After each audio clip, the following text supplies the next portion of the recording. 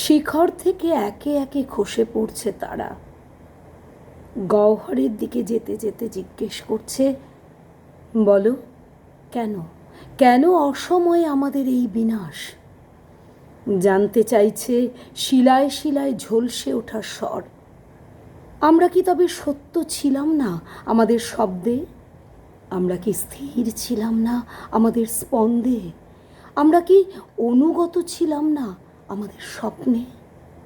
তবে কেন, কেন আমাদের এই? পায়ে পায়ে তিনি এসে দাঁড়ালেন পাহাড়ের কিনারে।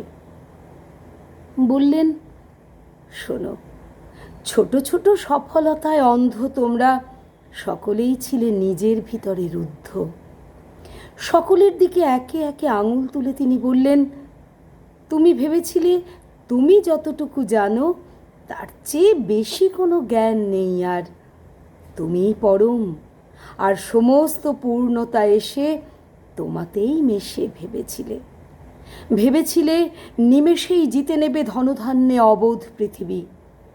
কখনো বা ভুলে গেছো গ্রাসে ভুলেছ সংসার সীমা।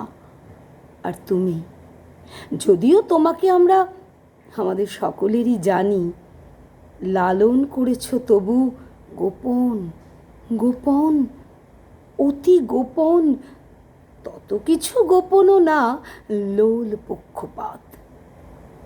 আর আমি তোমাকে বাঁচাবো বলে অতর্কিতে মিথ্যাচারী।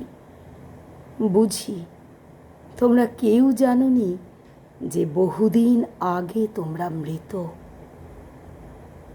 গহ্বরে মিলিয়ে যায় স্বর, স্তব্ধ শ্বাস।